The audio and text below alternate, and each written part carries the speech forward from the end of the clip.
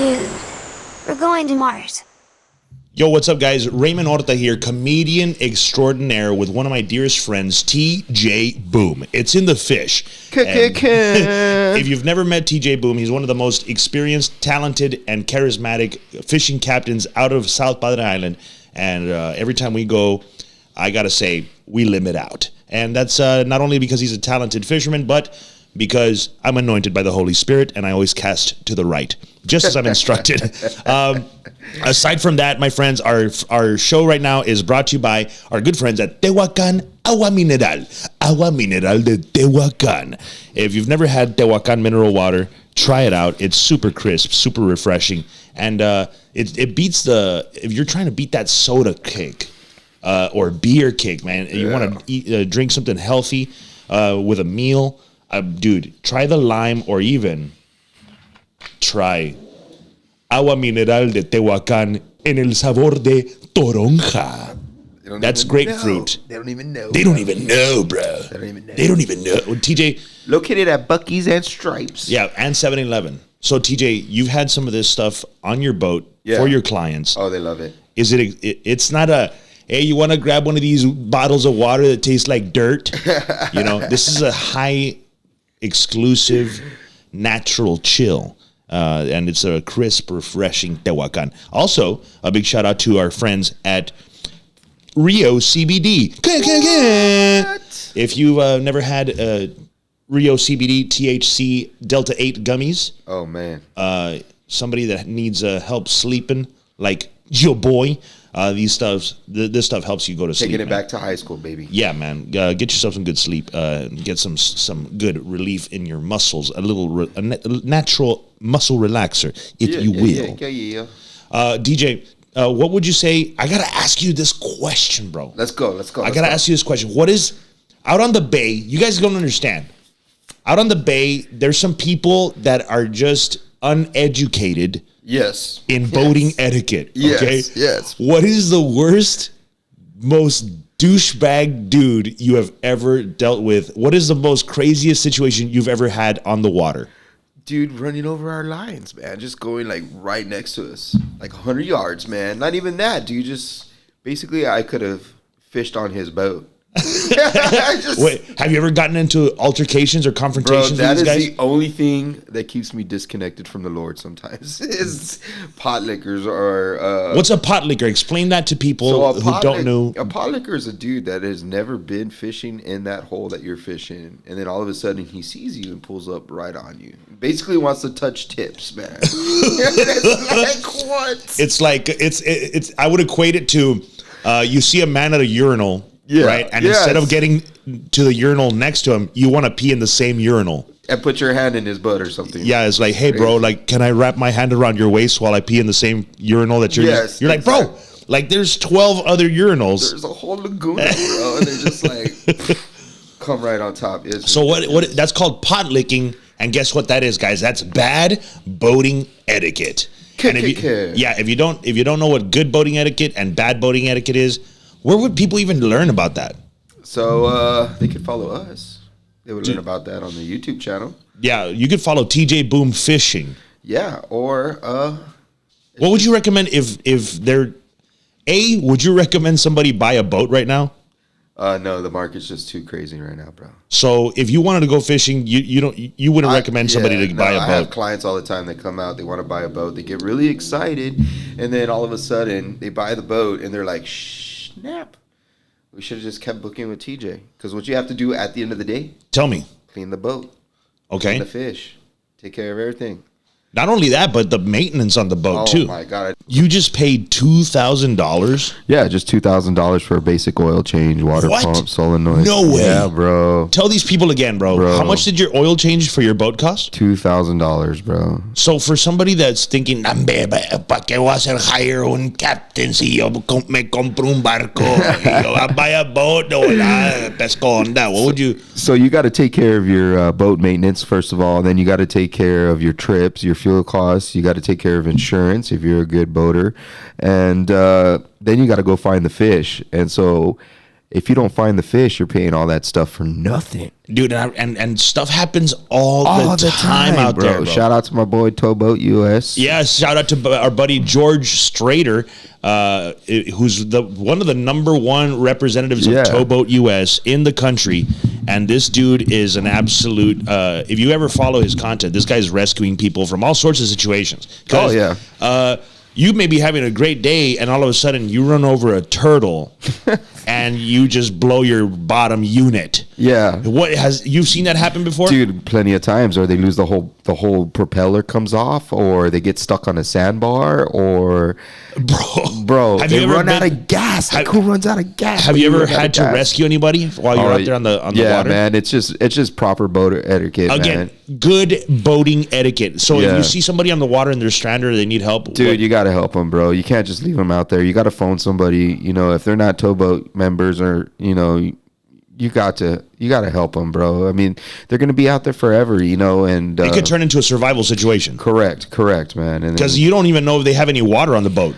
Yep, that's that. And if there's kids, man, especially if there's kids, you're going to want to help them out, man, because you don't know how long they're going to be stranded out there for. Have you ever seen any rescue situations where people weren't there for a real long time? Yeah, I've seen people that have actually had to take out the cap of their engine motor and start a fire in it because they had been out there all day in the cold water and the cold weather, and they were stranded, and we had to go look for them at nighttime. It can get really sketchy out there sometimes if you don't know what you're doing. Dude, so if you're out there, what would you recommend is like the number one thing to take with you while you're on a boat? So I would, get a pack of flares, first of all. I would get some kind of cell phone charger so that way you can charge your phone no matter what. And especially if you're out there all day, your phone can die, and then you're going to have no communication to anybody back home. The other thing I would get is plenty of water, plenty of Gatorade, maybe a snack or something to keep you hydrated and full. There's just... craziness, dude. That's like literally dude, have you ever seen any, like while you're fishing, like a boat sink? Oh, yeah. Plenty of boats. No way. Yeah, dude. We saw one the other day, remember? Well, yeah, but like while you're fishing, like a boat sinking. Oh, yeah. Because they forget the plugs. And then dude, for real? Yeah, dude. Guys, here's the thing. Whenever I go fishing with my friends, I'm the guy, even if it sounds like a joke, as we're backing the boat up into the water, I'm always the guy, don't forget to put the plugs in. Don't forget to put the plugs. Because even if you're joking, that stupid little joke could actually save the day. Yeah, for sure, bro. So if somebody forgets to put the plugs in, their whole hull is filling with water. All the time, dude. And I don't know what they're thinking sometimes, It's just put the plugs in while you're putting gas or something, or you're getting ready to launch. Just put the plugs. Aside from fishing, what else excites you the most, TJ? I love being a promoter, bro. I love being on the scene. I love the comedy show that we do. Man, that's just a whole nother thing for me, and it's a way for me, believe it or not, to relax. You're relaxing while you're promoting. This is so funny. Yeah, and the reason why is because I love talking to people, and I love the hustle and the art of it, and that's why I do what I do. If you've never been to our shows on Thursday nights, guys, we have one of the greatest comedy rooms in the country at the Isla Grande Beach Resort here on South Padre Island. Shout out. And big shout out to my buddy Daniel, who was smart enough to be ahead of the game and say, you know what? During the off season, I want something that brings people into during the winter, you want somebody that brings into the bar, puts butts in the seats and gets people drinking. And bro, when it was cold, nobody wanted to go to the beach. No, dude. That place was packed because people wanted to laugh. So Dude, remember the first show we did? We were like, is this gonna even work? Is it not gonna work? Yeah. And then all of a sudden you're just like, poof. Yeah, it's been awesome. So I have no one to thank but the good Lord himself, because the Almighty King of Kings. And I always make sure to give him the glory, because as soon as it becomes about me, he takes all of it away. Because the stuff that we've been doing there lately, guys, we've had legends. Yet last night we had Juan Villarreal. He killed it. Dude, he killed it. Beasted. If you've never seen Juan Villarreal, this guy's been on HBO almost as many times as George Carlin. This guy has been on BET. He's toured with Steve Harvey, Cedric the Entertainer.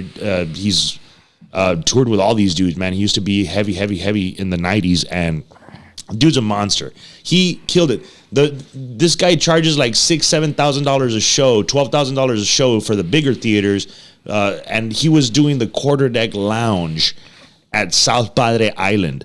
The fact that we had him there was just a crazy honor. So I was just you never know who's going to be there, and every week the show changes. Andy Huggins, man, oh my god, Andy Huggins, one of the original Texas outlaw baby. It's like a machine gun, dude. That I've never seen. Incredible, bro. That guy killed the whole. It was awesome. I love. And I know a lot of really, really good comics. Yeah, the local talent's pretty good too. You know, Mario Salazar, Sonia Trevino. Those are some of my top favorites. You know, it's just incredible with the way the show's gone, and we'll be there till 2023. That's for sure. They love us there, dude. Yeah, they love us there, dude. So the comedy has turned into such a hot commodity that other people are starting to do comedy shows too, and I love it. I welcome other people to steaks. Yeah, you know, that way people can see, you know, different styles, different variations of comedy, because I'm not trying to be cocky or nothing, but I'm about to be cocky. There's a big difference between comedy and good comedy, and there's a big open pit. Oh yeah, between comedy and good comedy, and I like to.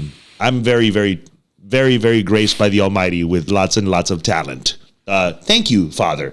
Aside from that, guys, every Thursday, if you've never been, we had. Sometimes people get rowdy. Yeah, okay, for sure. People get. There was this one guy heckling. Nesia. Yeah, hashtag Team Nesia. Yeah, you know who you are. Yeah, you know. Yeah, stop touching my beard, lady. Not my wife. Hashtag not my wife. Yeah, bro. Dude, okay, let's talk about that. Let's talk about this. Because there's these after.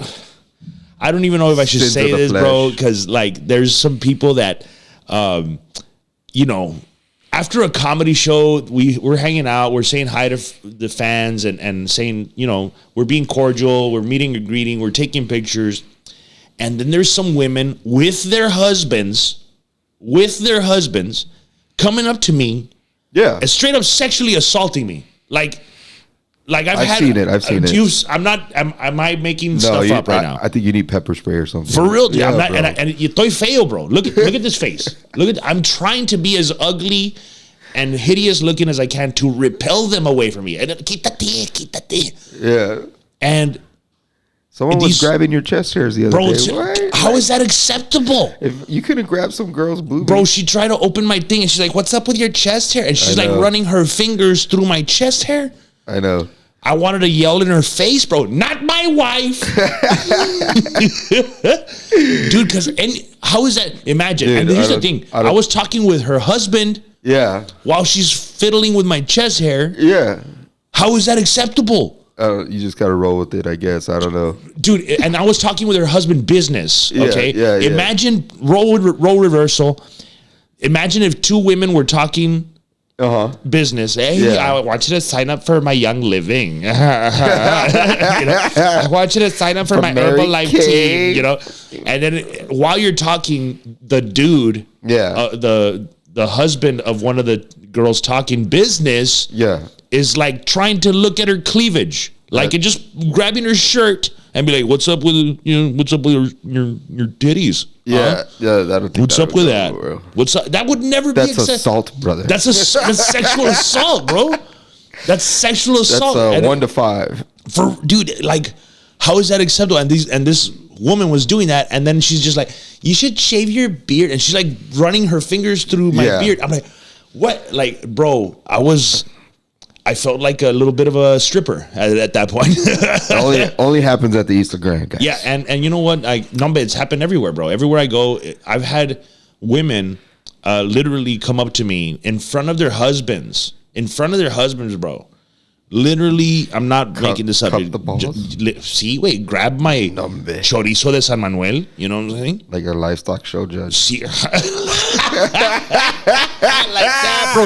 Honk. Like, bro. Your bulls got very good balls. See, like in front of her husband, bro. And the husband was just like, I'm like, what the, like, it's so weird. That's bro. what you do, bro. You make people laugh, and then you help them get laid at the end of the night, bro. Yeah, you man. know what I do? Oh man, this is just weird, bro. This is just weird. I don't know how to. Anyway, the comedy shows get good though. Bro, and then we have fireworks afterwards. Bro, I can't think of a better night. You have comedy show, and then right afterwards you have fireworks right on the beach, guys. Like you can walk right to the beach, and they're doing them right on the beach, and then you come back, and then you do live music. If you don't get laid after that, like you got dancing, you got comedy, you got fireworks, drinks, appetizers, bro. If you don't get laid, you got zero game. That is not my fault anymore, bro. I alley-ooped it to you. You missed the dunk. Yep. You missed the dunk, homeboy. Yeah. TJ, sure, what is another thing that whenever we're guys, you don't understand the stuff that we're doing. TJ and I, we're doing some high-level business deals. Oh yeah. And we're doing a lot of stuff behind the scene. I don't like to tell people the stuff that I'm doing because I like for people to think, el vato es a comedian, el vato hace los jokes de los cowboys, está bien pendejo. Sí. All the way to the bank, baby. And como dice mi mom, no te mueres de hambre, you know, because she knows exactly all the stuff that we're doing. We have a lot of stuff. We're working on a birding center. I got a rancho in La Jolla. We're turning into a birding sanctuary. We got a lot of projects that we're working on. So, oh yeah.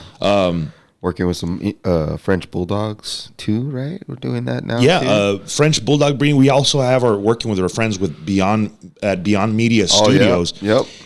And I don't want to call it a podcast because this is not a podcast. This is going to be an interactive talk show where the people commenting are going to actually be part of the show. While we're having conversations, if you want to interject and you want to say something, you put in the comments, and if it's a good comment, we're gonna interject it, and we're gonna bring up your subject because sometimes you guys have so much to talk about, and you guys have some really good questions that could really drive the show and really have really put people on the spot, baby. Yeah. So that's what this interactive talk show is all about. If you've never, and there's nothing like it out there. There's podcasts. Everybody's got a podcast. Yeah. Interactive talk shows. This is the only one. This is the only one. And I think our goal is to help bring awareness to our show, to the comedy show. I don't think a lot of people in the Valley know that we got a big thing going on at East La Grande, man. Dude, every Thursday from 7 to 9, we have people, national touring headliners, come and do that.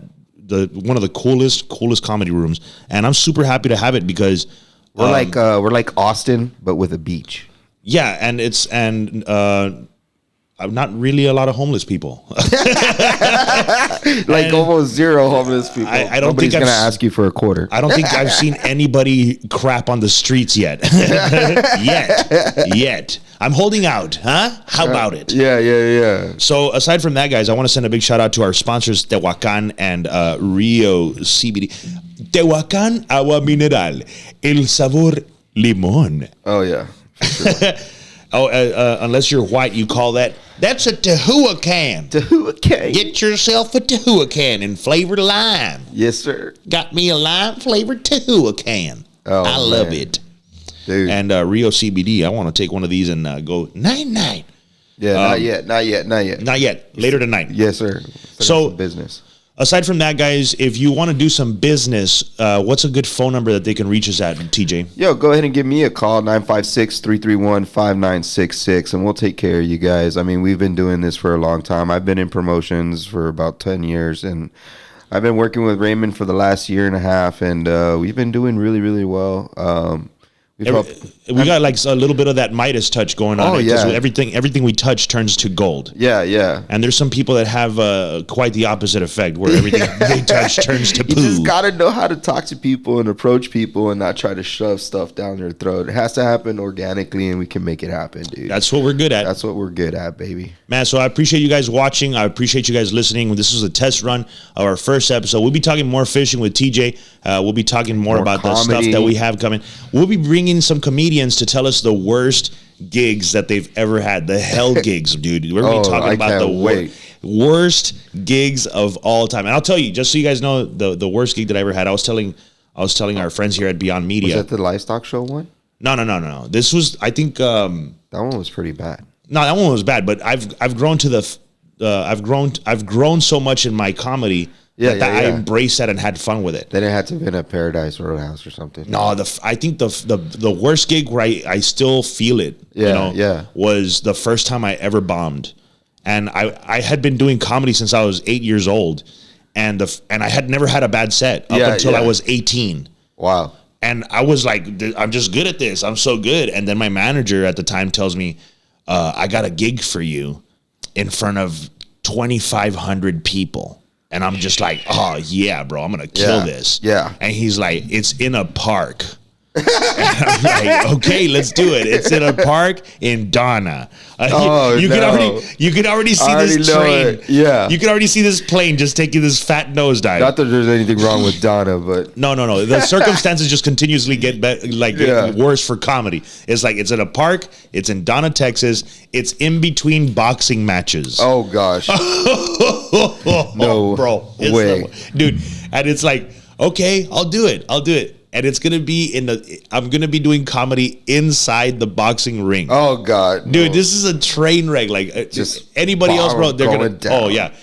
Now, had I had the ability, by the way, this is before Dane Cook did that performance in a circle. Oh yeah. So I had never performed in a 360 before, and people were all around the ring, so I had to perform in a circle. Yeah, you have to. That was great. All of them. I had never done that before. I was tripping out with that, right? Yeah. Then 2, it was outside. 3, I was using wireless microphone, and every time a wind gust came by, the signal would lose its connection to the receiver, and it would take about 5 seconds for the system to boot back on. Oh, dude, you want to talk about like ruining a comedy show? Because 5 seconds in comedy, dude, it's an eternity. Okay, because you're just waiting there, and like as I was about to deliver the punchline, the microphone would go off like, y entonces estaba. Oh man. Yeah, no, that looks bad right now, bro. Dude, it was, and as I'm trying to recover, like this thing was happening like every couple of seconds, you know. Oh wow. I'm trying to do these jokes, dude, and no one is laughing. No one is laughing at all. And I'm trying to do this joke, and every time I come around, there's this lady just looking at me straight in my eyes, dude, just like she sees her way in the fucking, like, thumbs down, dude. Thumbs down. And she was just this Jabba the Hutt. Oh, so like Ebert's sister or something. Yeah, Jabba the Hutt looking lady with no bra on, magenta colored biker shorts, bro. A magenta little tube top, like not a tube top, a tank top. Yeah. And sweat stains you could tell that magenta is not a good color for people that sweat, because you can tell you can tell the different sweat stains where they're at. And this lady was just looking at me, bro, like she hated me. Just like thrusting her thumb down, dude. It was terrible. That was one of the worst shows. Baptized by fire. And I had never wanted to quit comedy in my life. Yeah. And that was a moment that I really and that was the first time that I had ever Dude, I think I saw you one time too in like UTPA in one of the seedy rooms that we used to hang out with. Dude, I used to do comedy at the dorm rooms. Bro. Yeah. Like 2 in the morning, just a bunch of dudes chilling, dude. Straight up. With a karaoke machine. Yes, bro. That's what's up, man. And I was like, man, this guy's got some talent, bro. I'll see him again one day. I'll see him again. Yeah. Exclusive at the Isla Grande Beach Resort. Yeah, baby. Dude, that's so cool, man. I want to thank our friends at BeyondMedia Studios for having such a great setup and for allowing us to record this content. Super professional. I like to say hashtag next level. Hashtag next level. This is next level professionalism, next level production. For sure. I'm blown away. Dude, I think one of the guys was actually like on a production team for one of the movies with Robert Duvall, which was pretty good. These guys are next level pro, bro. Like that's why I'm super excited. Yeah. The stuff that we've been doing behind the scenes. To him, I was like, man, they got Raymond will be all about this. yeah, dude. Like we answered our prayers, baby. Straight up, man. And I have no one to thank but the Almighty, because the opportunities are just like Dude, right? on the way over here, we were just getting blown up on the phone, bro. It's amazing, man. So I just want to thank. God is good. Yeah, man, he's sure. abundant in all his ways, and I just want to thank you guys. I want to thank Beyond Media Studios for having us and just being super cool with us, man. It's super cool studios, and we'll be doing a lot more with the screen. We'll be showing videos. We'll be doing reactions. Yes. It's super exciting. This is just our test run, just to test out the equipment and make sure everything's running the way it's supposed to be running. So we'll be in contact. We got a lot of stuff to do. We got a business meeting to get to. I want to say God bless you guys, and thank you for watching. Los We're out. Guachamos. We're out, baby.